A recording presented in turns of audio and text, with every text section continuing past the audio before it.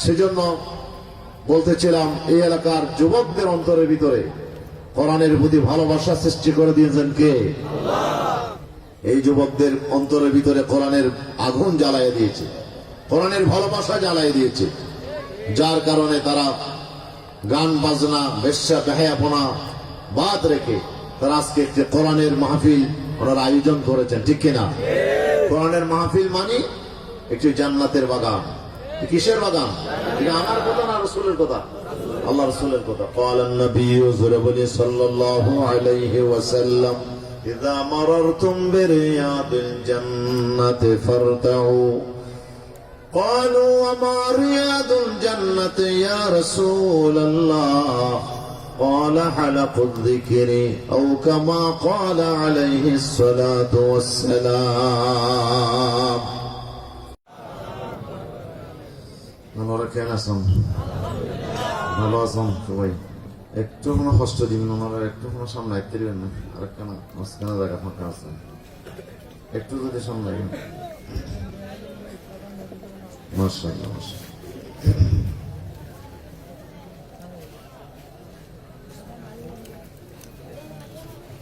বাস। আলহামদুলিল্লাহ আলহামদুলিল্লাহ নাহমাদুহু ওয়া নুসাল্লি ونسلم على رسوله الكريم. أما بعد فقد قال الله سبحانه وتعالى في كلامه القديم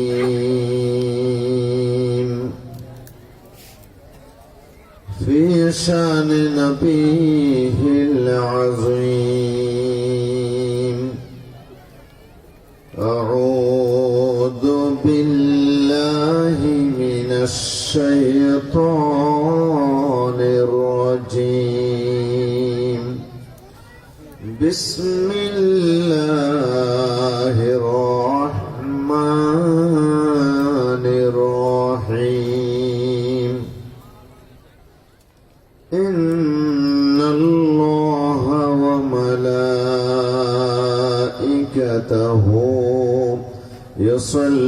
يصلون على النبي يا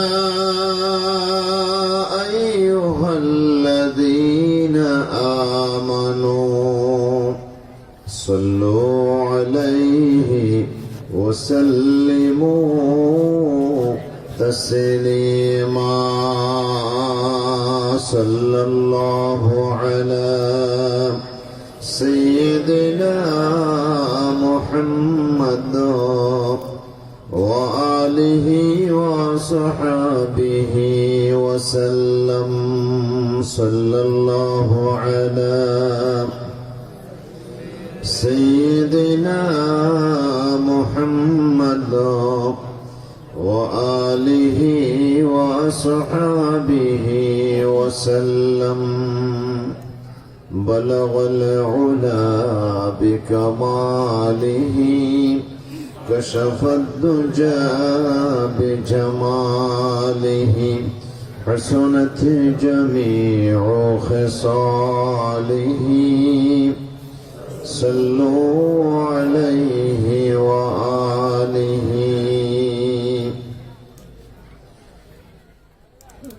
আরবের বুকে মক্কার পরে আমিনার যেথায় ঘর।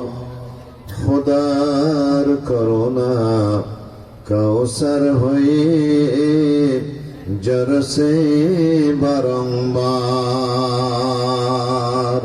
বলাগল উলা বিকমালিহি كشف الدجى بجماله. حسنت جميع خصاله. صلوا عليه وآله. কি মুহাম্মদ हद से वफा तूने तो हम तेरे हैं ये जहां चीज किया लौह कलम तेरे हैं बलवल उला बिकमालिही कशफ दुजा बिजमालिही हसनत जमीउ खिसालिही सल्लु अलैहि व आलिही পড়েন সবাই আউযু বিল্লাহি মিনাশ শাইতানির রাজীম বিসমিল্লাহির রহমানির রহিম নাহনু নাকুসসু আলাইকা নাবাআহুম বিল হক إنهم فتية آمنوا بربهم وزدناهم هدى صدق الله مولانا العظيم وصدق رسوله النبي الحبيب الكريم ونحن على ذلك من الشاهدين والشاكرين محترم المقام واجب الاحترام আজকের এই কক্সবাজার জেলার উখিয়া উপজেলার অন্তর্গত পালংখালী ইউনিয়নের 2 নম্বর ওয়ার্ড দক্ষিণ বালুখালী ইসলামী সমাজ কল্যাণ পরিষদের উদ্যোগে প্রথমবারের মতো আয়োজিত এই বিশাল আজিমুশান ঐতিহাসিক তাফসীরুল কোরআন মাহফিল 2025 এই মাহফিলের সম্মানিত সভাপতি এতদ অঞ্চলের প্রখ্যাত আলেমে দ্বীন ইত্তেহাদুল উলামা পরিষদ বালুখালীর সম্মানিত সভাপতি আমার সহপাঠী বন্ধুবর হযরতুল আল্লাম শাহ মাওলানা সলিমুল্লাহ সাহেব হাফিজাহুল্লাহ ওয়া রাআ ওয়া বারাকাল্লাহু তাআলা ফি হায়াতিহি মা সিহহাতিল জামিলা ওয়াল আফিয়াতিদ দাইমা সকলে বলি আমিন। আজকে মাহফিলে আমার পূর্বে আপনাদের সামনে অত্যন্ত সার গর্ব খুবই যোগ উপযোগী সুন্দর বক্তব্য আলোচনা উপহার দিয়েছেন দক্ষিণ চট্টলার উদীয়মান তরুণ বক্তা মনারতুল উম্মাহ মডেল মাদ্রাসা রামুর সম্মানিত প্রিন্সিপাল মাজলিসুল মুফাসসিরিন কক্সবাজার জেলা শাখার সম্মানিত অ্যাসিস্ট্যান্ট সেক্রেটারি বিশিষ্ট মুফাসসির কোরআন বন্ধুবর শাহ মাওলানা বশিরউদ্দিন সাহেব বারাকাল্লাহু তাআলা ফি হায়াতি আলোচনা পেশ করে আপনাদের ধন্য করেছেন আপনাদের এই সকলের সুপরিচিত উদীয়মান তরুণ বক্তা বিশিষ্ট গবেষক অত্যন্ত সুললিত কণ্ঠের অধিকারী বালুখালী স্টেশন পানবাজার জামে মসজিদের সম্মানিত খতিব জনাব শাহ মাওলানা আহসানুল্লাহ আমজাদি সাহেব আল্লাহ তাআলা তার এই কণ্ঠকে কোরআনে কারীমের জন্য কবুল করুন আমরা সকলে বলি আমিন। আলোচনা পেশ করে আপনাদের ধন্য করেছেন বালুখালী ছড়া জামে মসজিদের সম্মানিত খতিব বিশিষ্ট আলেমে দ্বীন আমার অত্যন্ত প্রিয় ভাজন শাহ মাওলানা জাইনুল আবিদিন সাহেব বারাকাল্লাহু তাআলা ফি হায়াতি আলোচনা পেশ করেছেন মাওলানা নুরুল আলম সাহেব খতিব দক্ষিণ বালুখালী শেয়ালিয়াপাড়া জামে মসজিদ। আজকের মাহফিলে উপস্থিত আছেন আপনাদের এই এলাকায় দীর্ঘদিন যিনি খেদমত করেছেন বর্তমানে কোটবাজার খেদমতে আছেন বিশিষ্ট আলেমে দ্বীন জনাব শাহ মাওলানা রফিকুল্লাহ সাহেব আমাদের মাঝে অনেক বিদগ্ধ উলামায়ে কেরাম এসেছেন এখানে উপস্থিত আছেন এলাকার এই বিশাল এলাকার যিনি দীর্ঘদিন সমাজ সেবার দায়িত্ব পালন করছেন সরদার হিসেবে দায়িত্ব পালন করছেন জনাব রহমতুল্লাহ সাহেব সহ আজকের মাহফিলে উপস্থিত হযরাতে উলামায়ে কেরাম, সুধী মণ্ডলী, তরুণ যুবক কিশোর ছাত্র ভাইয়েরা, আমার অত্যন্ত সম্মানিতা পর্দার আড়ালে অবস্থানরতা মা ও বোনেরা, আজকে আমাদেরকে মুগ্ধ করেছে কিছুক্ষণ পূর্বে সুললিত কণ্ঠে যে গান উপহার দিয়েছে বিশিষ্ট সঙ্গীত শিল্পী জনাব গিয়াসউদ্দিন রোকন সহ আজকের মাহফিলে উপস্থিত সম্মানিত তৌহিদি জনতা। আমি আবারও আপনাদের খিদমতে অন্তরের অন্তঃস্থল থেকে আপনাদেরকে ধন্যবাদ জানাই, আপনাদের মোবারকবাদ জানাই এবং আবারও আমি সালাম জানাই। আসসালামু আলাইকুম ওয়া রাহমাতুল্লাহি ওয়া বারাকাতুহু। আমরা শুরুতে মহান আল্লাহ পাক রব্বুল ইজ্জত ওয়াল জালাল শাহী দরবারে অযুত করে শুকর আদায় করছি যে মহান আল্লাহ সুবহানাহু ওয়া তাআলা অত্যন্ত দয়া এবং মেহেরবানি করে এই এলাকার তরুণ যুবক কিশোর ভাইদের অন্তরের ভিতরে কোরআনের প্রতি এক দুর্বিনীত মহাব্বত, ভালোবাসা পয়দা করে দিয়েছেন। আমাদের ভিতরে যে কলব আছে, যে অন্তর আছে, এই অন্তর কার নিয়ন্ত্রণে? বলেন তো কার? কারো হাতে নাই। কোন নেতা, কোন নেত্রী, কোন মানুষ আমাদের অন্তরকে নিয়ন্ত্রণ করতে পারে না। এ কার হাতে? আল্লাহ তাআলা। আল্লাহ রাসূল বলেছেন হাদিস শরীফে, ইন্না কুলুবা বানি আদম বাইনা ইসবাঈর রহমান। আল্লাহ রাব্বুল আলামিনের কুদরতের দুই আঙ্গুলের মাঝখানে মানুষের অন্তর বিরাজমান, মানুষের অন্তর অবস্থান করে। ইউসাররিফুহা কাইফা ইয়াশা, তিনি যেদিকে ইচ্ছা সেদিকে মানুষের অন্তরকে ফিরিয়ে দিতে পারেন। ক্ষমতা কার? বলেন তো ক্ষমতা কার? আল্লাহ সুবহানাহু ওয়া তাআলা চাইলে বান্দার অন্তরকে যে কোনো দিকে ফিরিয়ে দিতে পারে। সেজন্য বিশ্বনবী সাল্লাল্লাহু আলাইহি ওয়াসাল্লাম প্রায় সময় দোয়া করতেন, আল্লাহুম্মা ইয়া মুসাররিফাল কুলুব। পড়েন না, আল্লাহুম্মা ইয়া মুসাররিফাল কুলুব সাররিফ কুলুবানা ইলা তাআতিকা ওয়া ইয়া মুকাল্লিবাল কুলুব সাব্বিত কুলুবানা আলা দীনিক। হে আল্লাহ, এই কলব পরিবর্তনকারী, মুসাররিফাল কুলুব, আমাদের অন্তরগুলো আপনার ইবাদতের দিকে, আনুগত্যের দিকে আপনি ফিরাইয়া দেন। এই কলব পরিবর্তনকারী, সাব্বিত কুলুবানা আলা দীনিক, আপনার দ্বীনের উপরে আমাদের কলবগুলোকে মজবুত করে দেন। আল্লাহু আকবার। এই দোয়াটা আমাদের পড়তে হবে, যেহেতু কোন কারণে যদি আমাদের অন্তর ফিরে যায়, পরিবর্তন হয়ে যায়, ইবাদত থেকে আমরা ছিটকে পড়ে যাব, জান্নাতের রাস্তা থেকে আমরা ছিটকে পড়ে যাব, ঠিক কি না? এই জন্য আমার আল্লাহ তাআলা দোয়া শিখিয়েছেন এভাবে, রব্বানা লা তুযিগ কুলুবানা বা'দা ইদ হাদাইতানা ওয়া হাব লানা মিন লাদুনকা রাহমাহ ইন্নাকা আনতাল ওয়াহ্হাব। দোয়া শিখালেন কে? আল্লাহ তাআলা কোরআন মাজিদে সূরা আলে ইমরানে আমাদেরকে শিক্ষা দিয়েছেন।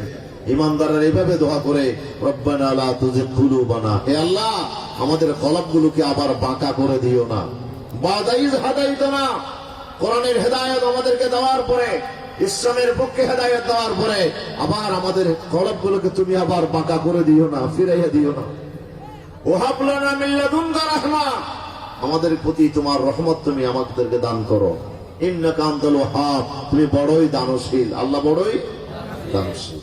এই দোয়া আমার আল্লাহ তাআলা শিক্ষা দিয়েছেন। এই জন্য আমাদেরকে সবসময় এই দোয়া করতে হবে। এই দোয়া যারা করে তারা মৃত্যুর সময় ঈমান হারা হবে না, তারা খাতামা বিল খায়র হবে, তারা ঈমান হারা হবে না মৃত্যুর সময়। আল্লাহ বলি আল্লাহুম্মা আমিন। আর জোরে বলি আমিন। করব তো ইনশাআল্লাহ, করব তো ইনশাআল্লাহ। আল্লাহ তাআলা আমাদের সবাইকে দ্বীনের উপরে, ইসলামের উপরে আল্লাহ যেন আমাদেরকে কায়েম রাখেন, দায়েম রাখেন, সাবেক কদম রাখেন। জোরে বলি আমিন। সেজন্য বলতেছিলাম, এই এলাকার যুবকদের অন্তরের ভিতরে কোরআনের প্রতি ভালোবাসা সৃষ্টি করে দিয়েছেন কে? আল্লাহ। এই যুবকদের অন্তরের ভিতরে কোরআনের আগুন জ্বালায় দিয়েছে, কোরআনের ভালোবাসা জ্বালায় দিয়েছে। যার কারণে তারা গান বাজনা বেশ্যা বেহায়াপনা বাদ রেখে তারা আজকে একটি কোরআনের মাহফিল ওনারা আয়োজন করেছেন, ঠিক কিনা? কোরআনের মাহফিল মানে একটি জান্নাতের বাগান। কিসের বাগান? এটা আমার কথা না রাসূলের কথা? আল্লাহ রাসূলের কথা। ক্বালান নবী সাল্লাল্লাহু আলাইহি ওয়াসাল্লাম ইযা মারারতুম বিরিয়াদিল জান্নাতি ফারতাউ। قالوا وما رياض الجنة يا رسول الله؟ قال حلق الذكر أو كما قال عليه الصلاة والسلام। আল্লাহর হাবিব ইরশাদ করেছেন, দুনিয়ার জমিনে যদি তোমরা কোন সময় যাওয়ার পথে যদি জান্নাতের বাগান পেয়ে যাও, সেই জান্নাতের বাগানের ভিতরে প্রবেশ করো, সেখান থেকে তোমরা ফলমূল আহরণ করার চেষ্টা করো। দুনিয়ার জমিনে যদি কোনো সময় জান্নাতের বাগান পেয়ে যাও, জান্নাতের বাগানে ঢুকো, প্রবেশ করো, আর ঢুকে বাগানের ভিতরে কি হবে? জান্নাতের ফলমূল, বাগানের ফল ফ্রুট খাবে। সাহাবীরা বললেন, ওমা রিয়াদুল জান্নাতি ইয়া রাসূলুল্লাহ, হুজুর দুনিয়ার জমিনে আবার জান্নাতের বাগান কোথায় পাবো আমরা? জান্নাতের বাগান কোনটা? হুজুর বলছেন, হালাকুজ যিকরি, যেখানে জিকিরের হালকা হয়। জিকির কি? ইন্না নাহনু নাযালনা যিকরা ওয়া ইন্না লাহু লাহাফিজুন। আল্লাহ বলছে, জিকির আমি নাযিল করেছি আর জিকিরের হেফাজতের দায়িত্ব আমি গ্রহণ করেছি, ঠিক কি না? জিকির মানে কোরআন। জিকির মানে কি? কোরআন নাযিল করেছেন কে? আল্লাহ কোরআনকে জিকির বলেছেন। ইন্না হাযা লাযিকরুল লাকা ওয়া লিকাওমিকা ওয়া সাওফা তুসআলুন। কোরআনকে আল্লাহ তাআলা জিকির বলেছেন। সুতরাং কোরআনের আলোচনা যেখানে হবে, কোরআন যেখানে আলোচনা হবে, সেটা হচ্ছে দুনিয়ার জমিনে জান্নাতের বাগান। এটা আমার কথা না, রাসূলের পাকের কথা। আল্লাহ রাসূল বলে দিয়েছেন, কোরআন যেখানে আলোচনা হয় সেটি দুনিয়ার জমিনে জান্নাতের বাগান। এই জান্নাতের বাগান যদি কেউ পেয়ে যাও, দূরে যাবে না, দূরে যাওয়ার চেষ্টা করবে না। এই জান্নাতের বাগানের ভিতরে ঢুকো, সেখানে ঢুকে জান্নাতের ফলমূল আহরণ করো। সাহাবী আবার প্রশ্ন করেছে, আমার রুতু ইয়া রাসূলুল্লাহ, হুজুর ফলমূল কি? হুজুর বলছে, সুবহানাল্লাহ ওয়ালহামদুলিল্লাহ ওয়ালা ইলাহা ইল্লাল্লাহ ওয়াল্লাহু আকবার। এই কোরআনের মাহফিলে আমরা সুবহানাল্লাহ পড়ি কিনা? আলহামদুলিল্লাহ পড়েন কিনা? আল্লাহু আকবার পড়েন কিনা? এই যে আমরা জিকির করতেছি, এগুলোই হচ্ছে জান্নাতের ফল, জান্নাতের ফ্রুট। আলহামদুলিল্লাহ। একবার সুবহানাল্লাহ বলবেন, একবার আলহামদুলিল্লাহ বলবেন, একবার আল্লাহু আকবার বলবেন, একবার লা ইলাহা ইল্লাল্লাহ বলবেন। আল্লাহ রাসূল বলেছেন, জান্নাতে একটা চারা রোপণ হবে। সুবহানাল্লাহ বলবেন না? জান্নাতে একটা চারা, একটা গাছের চারা রোপণ হয়ে যাবে।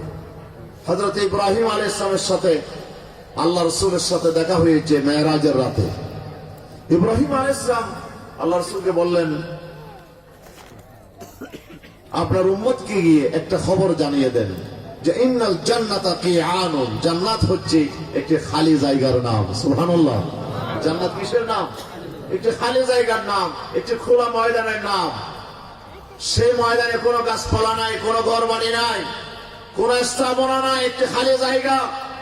দুনিয়ার জমিনে থাকেই তোমাদেরকে এই জান্নাতের বাগানের মধ্যে, জান্নাতের এই খালি জায়গার মধ্যে ঘর তৈরি করার চেষ্টা করতে হবে, সেখানে গাছ লাগানোর চেষ্টা করতে হবে, সেখানে আপনার বিভিন্ন ধরনের পছন্দনীয়, তোমরা যা পছন্দ করো সেটা এই জান্নাতের সেই মাঠের মধ্যে, সেই খোলা জায়গাতে তোমরা এগুলো স্থাপন করার চেষ্টা করো। জোরে বলি আল্লাহু আকবার।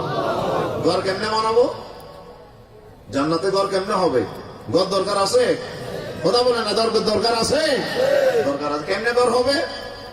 আল্লাহ রাসূল বলেছেন, জান্নাতে যদি ঘর বানাতে চাও, মান বানা লিল্লাহি মসজিদান বানাল্লাহু লাহু বাইতান ফিল জান্নাহ। দুনিয়ার জমিনে যে ব্যক্তি মসজিদ তৈরি করে, আল্লাহ তার জন্য জান্নাতে ঘর তৈরি করে। আপনি একটা মসজিদে শরীক হবেন, বিশাল মসজিদ আপনি বানাইতে পারবেন, এই সামর্থ্য কি আছে? হুজুর বলছেন, নাই, সামর্থ্য হয়তো অনেকের নাই।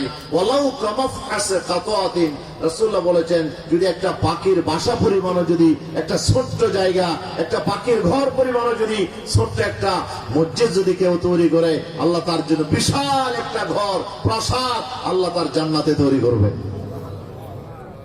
আলহামদুলিল্লাহ বলবো না? আরো জোরে বলো আলহামদুলিল্লাহ।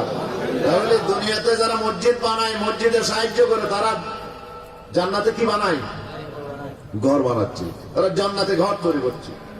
আল্লাহ রাসূলের আরেকটা হাদিস বললাম, ক্বালান নবী সাল্লাল্লাহু আলাইহি ওয়াসাল্লাম মান ক্বারা সূরাতুল ইখলাস 10 মাররাত বানাল্লাহু লাহু কাসরান ফিল জান্নাহ।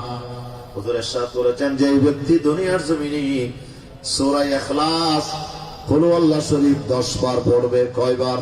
10 বার। খবর কি শরীফ? কুল আল্লাহ শরীফের সূরা ইখলাস, এটার নাম কি? সূরাতুল ইখলাস।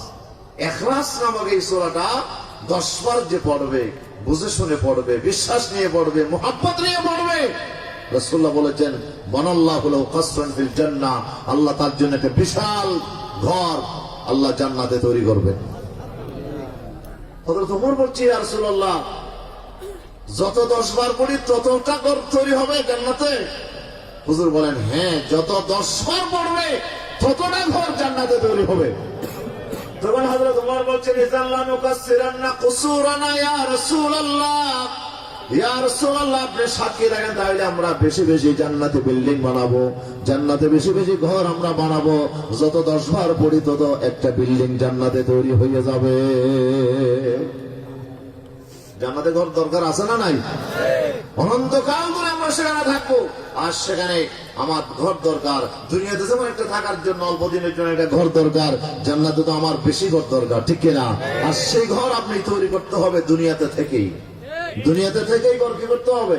তৈরি করা লাগবে। আর এই দুনিয়াতে থেকেই আপনাকে গাছ লাগাইতে হবে। গাছ কেমনে হবে? সুবহানাল্লাহ বলবেন একবার, সাথে সাথে জান্নাতে একটা গাছ তৈরি হবে। আলহামদুলিল্লাহ বলবেন একবার, সাথে সাথে জান্নাতে গাছ তৈরি হবে। আল্লাহু আকবার বলবেন, লা ইলাহা ইল্লাল্লাহ বলবেন, লা হাওলা ওয়ালা কুওয়াতা ইল্লা বিল্লাহ, এই জিকিরগুলো আপনি করবেন, সাথে সাথে একটি চারা তৈরি হবে। আর সেই চারাকে আল্লাহ এত বড় বাড়াবেন, এত বিশাল বহিরহ হবে। রাসূলুল্লাহ বলেছেন, সালাসু মিয়াতে সানা লা ইয়াকতাউহা আহাদুন, পৃথিবীর কোন মানুষ যদি ঘোড়ার উপর সওয়ার হয়ে জান্নাতের গাছের ছায়া যদি অতিক্রম করতে থাকে, 300 বছর যদি যায়, এরপরও একটা গাছের ছায়া অতিক্রম করে শেষ করতে পারবে না। সুবহানাল্লাহ, বাইর হয় না? আরো জোরে বলেন না সুবহানাল্লাহ। গাছ কত বড় হবে? বিশাল গাছ। এই গাছের ছায়া এত লম্বা হবে, এই গাছের ছায়া অতিক্রম করতে কয়শো বছর লাগবে?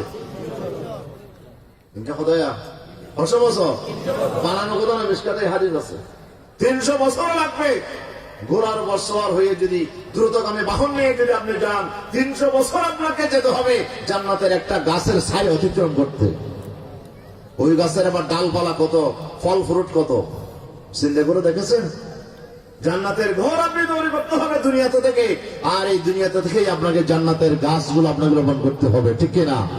তাহলে এই জন্য রাসূল সাল্লাল্লাহু আলাইহি ওয়াসাল্লাম বলছেন, জান্নাতের বাগানে ঢুকো, দুনিয়ার জমিনে যদি বাগান পাও আর সেখানে ফলমূল হচ্ছে, সুবহানাল্লাহ, আলহামদুলিল্লাহ, ওয়া লা ইলাহা ইল্লাল্লাহ, আল্লাহু আকবার, এই যে জিকিরগুলো আমরা করি, এই যে তেলাওয়াতগুলো আমরা করি, এগুলোই হচ্ছে সেই জান্নাতের সামান, ঠিক কিনা?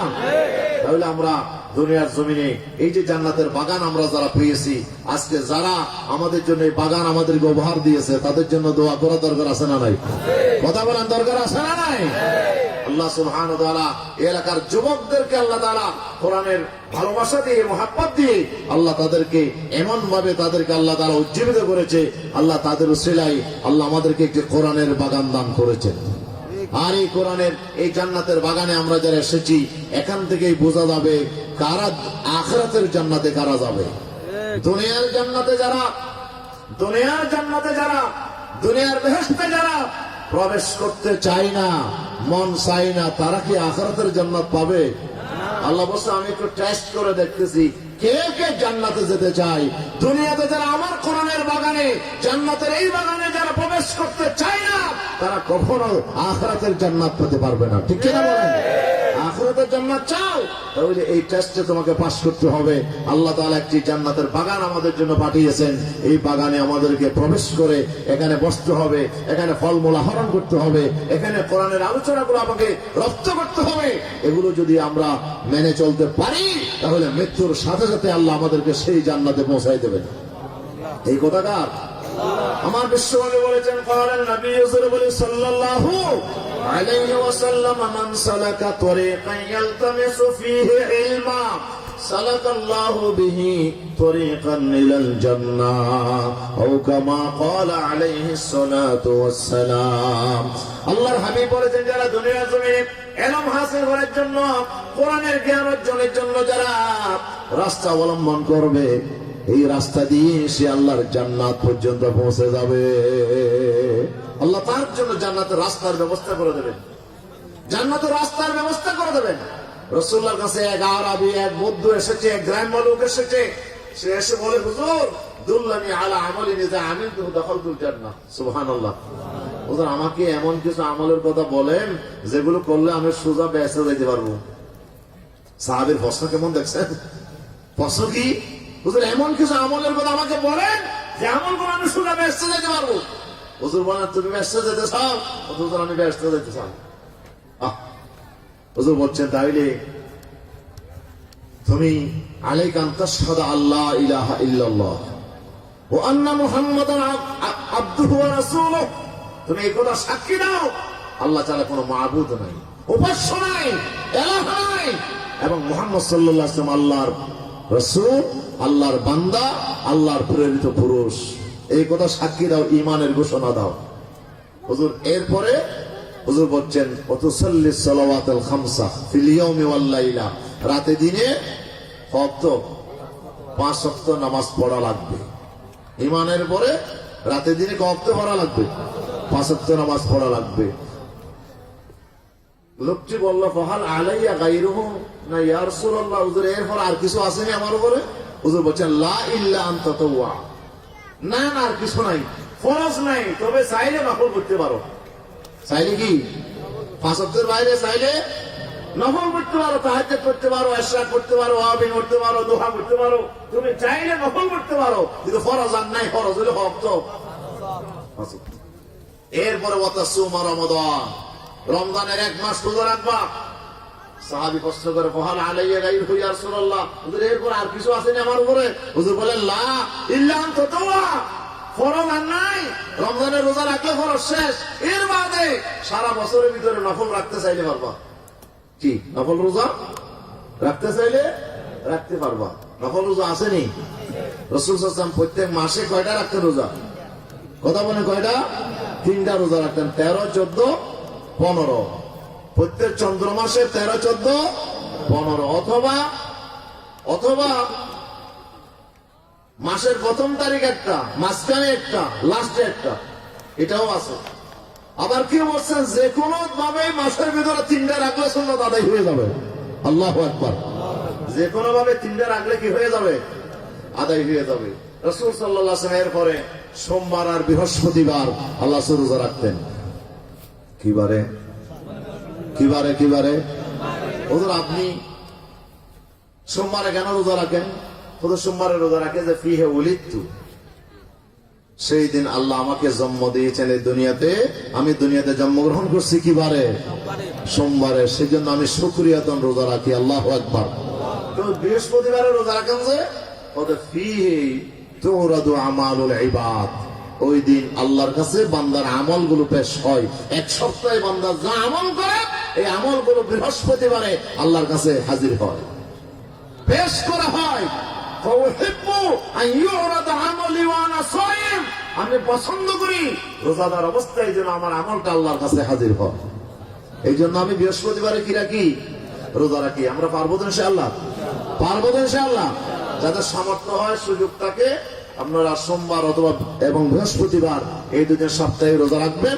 আর প্রতি মাসে যদি তাও না পারেন, প্রতি মাসে 3টা হলো কমপক্ষে রাখবেন। এটা সাহাবীকে আল্লাহ রাসূল বলেছেন, লা ইল্লা আন তাতাওয়া, রমজান ছাড়া কোনো ফরজ নাই, তবে চাইলে নফল করতে রাখতে পারে। এরপরে হুজুর আর কি আছে? হুজুর বলছেন, ওয়াতুতিজ যাকাত। কি? যাকাত। ফাহাল আলাইয়া গায়রুহা, হুজুর এরপর আর কিছু আছে? হুজুর বলেন, লা ইল্লা আন তাতাওয়া, যাকাত হলো ফরজ, যাকাতের পরে ইচ্ছা করলে কিছু নফল দিতে পারো। ওয়া তাহুজ্জুল বাইত, আল্লাহর ঘরের হজ আদায় করবা। হুজুর আর কিছু আছে? ফাহাল আলাইয়া গায়রু, হুজুর বলছে, না না আর কিছু না, ইল্লা আন তাতাওয়া, নফল করতে পারলে, একবার করলে ফরজ আদায় হয়ে যাবে জীবনে, আর পারলে পরে নফল আদায় করবে। হুজুর আর কিছু আছে না? বলে আর কিছু নাই। লোকটা চলে যাচ্ছে, কি চলে যাচ্ছে, চলে যাওয়ার সময় বলছে ওয়াল্লাহি লা আযীদু আলা হাযা ওয়ালা আনকুস। হে রাসূল, আপনি যা যা বলছেন আমি একটা বাড়াবো না একটা কমাবো না, যা যা বলছেন হুবহু এটা আমি আমল করব। লোকটা চলে যাচ্ছে। হুজুর বলছেন মান সাররাহু আন ইয়ানজুরা ইলা আহলিল জান্নাহ, তোমাদের কারো আরজু লাগে জান্নাতি মানুষ চাইতে আরজু লাগে? এই সাহাবীরা জান্নাতি মানুষ দেখতে চাও? ফালইয়ানজুর ইলা হাযা, এই লোকটাতে চলে আসছে, এটা বেহেশতি মানুষ। তারপরে সুবহানাল্লাহ বলেন না, এটা কি মানুষ? বেহেশতি মানুষ। কেমনে বেহেশতি হলো? লোকটা তো এখনো আমল করে নাই, কিন্তু রাসূলুল্লাহর কাছে সে ওয়াদা করেছে আমল করার জন্য। রাসূলুল্লাহর কাছে ইলমের সবক নিয়েছে, আর সে ইলমের সবক অনুসারে যদি আমল করতে পারে, রাসূল বলছে সে কোথায় যাবে? বেহেশতে যাবে। তাহলে আমরা যারা আসছি, আমরা এখন জান্নাতের পথে এসেছি। কিসের পথে? কথা বলে কিসের পথে? মান সালাকা তরিকান ইয়ালতামিসু ফীহি ইলমা, আল্লাহর কোন বান্দা যদি ইলম হাসিল করার জন্য ঘর থেকে বের হয়, তাহলে সে জান্নাতের রাস্তায় বের হয়েছে। এই ইলম শিখে যদি আমরা সেভাবে আমল করতে পারি, সোজা আল্লাহর জান্নাতে আমাদের ঠিকানা হয়ে যাবে ইনশাআল্লাহ। ঠিক কি না? আল্লাহ আমাদেরকে সেই জান্নাত পর্যন্ত পৌঁছার তৌফিক দান করুন। আমিন বলেন। আরো জোরে বলেন আমিন। এই বৈঠকে আমরা যারাই আছি, আমরা যেন জান্নাতের বৈঠকে যেন আমরা সবাই একসাথে হাজির থাকতে পারি।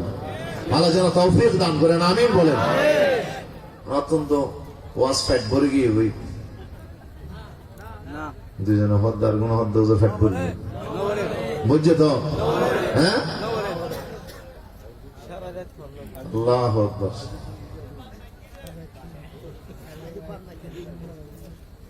ভরে গেলে বলি আবার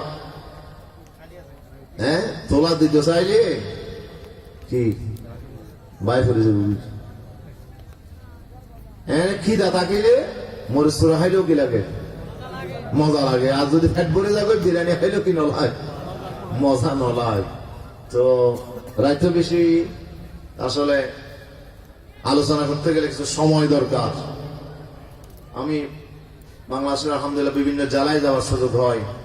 বোলাতে গেলাম, খুব সুন্দর একটা সিস্টেম। বোলাতে ওনারা আসরের পরে মাহফিল শুরু করে। আসরের পরে একজন, মাগরিবের পরে একজন। আবার কোন কোন জায়গায় মাগরিবের পরে শুরু হয়, এশার পরে মূল বক্তা ওয়াজ শুরু করে। 10টায় মাহফিল শেষ, সবাই গিয়ে তারপরে খানা খাই। এখন আমরা মাশাআল্লাহ সব শেষ করে খানা দানা খেয়ে তারপরে মাহফিলে আসি, শেষ করতে দিতে 12টা 1টা বাজে। ঠিক কিনা? আর ফজরের নামাজ আগে যারা করতেই তারাও করে না। কি যেদিন মাহফিল হয় ওই দিন আর মসজিদে মানুষ পাওয়া যায় না। তো মাহফিল দিয়ে লাভ কি হইলো?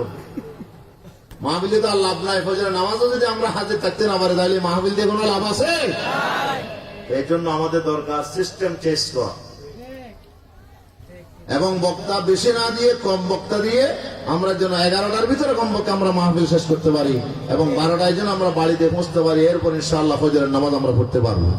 ঠিক কিনা? আল্লাহ রাসূল বলেছেন ক্বালান নবী সাল্লাল্লাহু আলাইহি ওয়াসাল্লাম রাকাতান মিনাল ফজর খায়রুম মিনাদ দুনিয়া ওয়া মা ফিহা। হুজুর বলেছেন 2 রাকাত নামাজ, ফজরের নামাজ এত দামি। কত দামি হুজুর? হুজুর বলছেন খায়রুম মিনাদ দুনিয়া ওয়া মা ফিহা, দুনিয়া এবং দুনিয়ার মাঝখানে যত নিয়ামত আছে সবগুলো এক পাল্লায় দিলেও ফজরের 2 রাকাত নামাজের সমান হবে না। শারহিন হাদিস বলতেছেন এই নামাজ ফরজ নয়, এটা নফল, আপনার সুন্নাত নামাজ। ফরজে 2 রাকাত ফরজ ফজরে, আর 2 রাকাত কি সুন্নাত। এখানে রাসূলুল্লাহ সুন্নতের কথা বলছে, যে ফরজের কথা বলেনি। ফজরের সুন্নতের নাম হচ্ছে কত? কত? সারা দুনিয়া এবং দুনিয়ার মধ্যে যত সম্পদ আছে, স্বর্ণ রৌপ্য মণিমুক্তা, এখানে আপনার গ্যাস খনি, যত যত টাকা পয়সা ধন দৌলত জায়গা জমিন, যত লবণ ফান, কত সম্পদ আছে না নাই? কোটি কোটি কোটি কোটি বিলিয়ন বিলিয়ন ডলারের সম্পদ আল্লাহ তাআলা জমিনে ছড়িয়ে ছিটিয়ে দিয়েছেন। এই বিশাল জমিন আর সম্পদ যদি এক পাল্লায় দেওয়া হয়, ফজরের 2 রাকাত সুন্নাত এক পাল্লায় দিলেও সমান। এটা আমার কথা, বিশ্বনবী। এই হাদিসের বক্তব্য কি? এটার ব্যাখ্যা কি? ব্যাখ্যা হচ্ছে 2টা। ব্যাখ্যা কয়টা? একটা ব্যাখ্যা হচ্ছে, আপনাকে যদি ধরে নিলাম, আপনাকে আল্লাহ তাআলা বিশাল এই পৃথিবীর একা আপনি মালিক হয়ে গেছেন, আপনি একজন কি হয়ে গেছেন, গোটা দুনিয়ার কি হয়ে গেছেন, মালিক হয়ে গেছেন। গোটা দুনিয়ার মালিক হওয়ার পরে আপনি আল্লাহকে খুশি করার জন্য যত জায়গা জমিন আছে, যত সম্পদ আছে, স্বর্ণ রূপ আছে, সব আপনি আল্লাহকে খুশি করার জন্য কি করলেন, দান করলেন। ইনকে ফারিব নে দিব না অন্য দিন, হ্যাঁ এক করে জায়গা দিতে মসজিদ, হ্যাঁ 10টিয়া বাইর করতে এটা খবর হাত ঢুকাইদের খবর বাইর করে এটাও হয়তো কোনো নোয়াগান ওটা নিয়ে একটা পুরান নাম দিই, ঠিক না? জিয়া তেলিয়া চোরা কোন আশা বলে গিয়ে জ্ঞান দিব তো মসজিদ। প্রথম ভালোবাসা আল্লাহ তাআলা বলছে ওয়ালা তায়াম্মামুল খাবিসা মিনহু তুনফিকুন, হে আল্লাহর বান্দা তুমি দান করার সময় খারাপ জিনিসটা দেবে না, যেটা তোমার জন্য জমা থাকবে। তুমি যদি বেকুব হও তাহলে খারাপটা দেবা, তুমি যদি চালাক হও তাহলে ভালোটা তুমি দান করবা, যেহেতু এটা তোমার জন্য জমা থাকবে, ঠিক কিনা? এই জন্য দান করার সময় আমরা ভালো নোটটা দেবো, কি হ্যাঁ টাকা যেটা ভালো নোট আছে, যেটা বেশি দামি আছে এটা দেবো, ঠিক কিনা? পারিবেন না না হইতে পারবেন না আপনারা? হ্যাঁ আল্লাহ কবুল করুক, আমিন বলেন। তাহলে গোটা দুনিয়ার আপনি মালিক হয়ে গেলেন। আল্লাহকে খুশি করার জন্য যত জায়গা আছে, জমি আছে, টাকা আছে, পয়সা আছে, স্বর্ণ আছে, সব দিলেন। আল্লাহ কেমন খুশি হবে? খুশি হইব না নবু? কেন খুশি? বেশি খুশি। আল্লাহ রাসূল থেকে সাহাবীরা জিজ্ঞেস করছে, মহিলা আপনার রাসূলের বিবিরা, আমাদের আম্মা জানেরা, ইয়া রাসূলুল্লাহ আমাদের ভিতরে আপনার সাথে প্রথম কে মিলিত হবে, আমাদের ভিতরে কার মৃত্যু আগে হবে? সুবহানাল্লাহ। আমাদের বিবিদের ভিতরে কার মৃত্যু আগে হবে? হুজুর বলছে তোমাদের বিবিদের ভিতরে যার হাত বেশি লম্বা,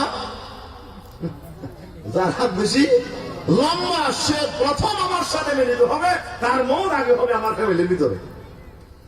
বিবিরা বলে যে আমরা তখন হাত মাপামাপি করলাম, হাত বেশি লম্বা। সুবহানাল্লাহ সুবহানাল্লাহ। হাত মাপলাম, মেপে দেখলাম যে হযরত সৌদা বিনতে জামআ রাদিয়াল্লাহু তাআলা আনহা উম্মুল মুমিনিন হযরত সৌদার হাতটা বেশি লম্বা দেখলাম, তখন আমরা নিশ্চিত হলাম যে সৌদা আগে মারা যাবে। কিন্তু মারা যাওয়ার সময় দেখলাম যে না, সৌদা মারা যায় না, আগে মারা গেছে হযরত যায়েনব বিনতে জাহাশ রাদিয়াল্লাহু তাআলা আনহা। কি যায়েনব মারা গেছে।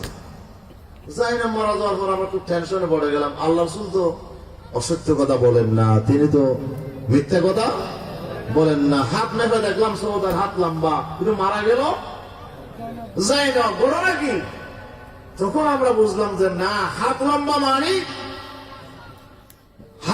মানে যে দানশীল বেশি বেশি দান করে, আল্লাহ তা বুঝিয়েছেন। আমাদের বিবিদের ভিতরে যায়েনব বেশি দান করতো, এই জন্য আল্লাহ তাআলা যায়েনবকে নিয়ামত দিয়েছেন যে যায়েনবের সাথে আল্লাহর পয়গম্বরের সাথে আগে দিদার হয়ে গেছে। আল্লাহু আকবার, জোরে বলে আল্লাহু আকবার। তাহলে দান করলে কে খুশি হয়? কথা বলেন, দান করলে কে খুশি হয়? সারা দুনিয়ার সম্পদ যদি আপনি দান করেন, আল্লাহ কেমন খুশি হবে?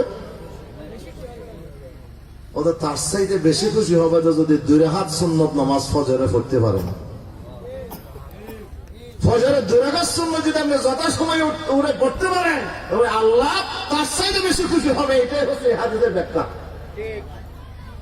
আরেকটা ব্যাখ্যা হতে পারে, গোটা দুনিয়ার আপনি মালিক হয়ে গেলেন, মালিক হয়ে যাওয়ার পরে আপনার হাত থেকে একটা একটা যদি লস হওয়া শুরু করে, জায়গা জমিন চলে গেল, স্বর্ণরূপ চলে গেল, চাকরি চলে গেল, পানের আপনার বরফ চলে গেল, মাছের খামার চলে গেল, সব একটা একটা গরু বা ছাগল যা আছে সব মারা গেল, আস্তে আস্তে সব ধ্বংস হয়ে গেল, যত না লস হয়ে গেল। যদি ফজরের সুন্নাত আপনি পড়তে না পারেন কোনদিন, তাহলে মনে করবেন যে আপনার সেরকম একটা লস হয়ে গেছে। আমরা সেরকম কি হয়ে গেছে? আমরা কি লস মনে করি? সুন্নাত বহুত দূরের কথা, ফরজ আর বইতে কোনো খবর নাই, ঠিক না? এই জন্য আমাদের মাহফিল করতে হবে কি পড়ার জন্য? নামাজ পড়ার জন্য। আল্লাহ আমাদের বোঝার তৌফিক দাও, আমিন বলেন। আরো যারা বলেন আমিন।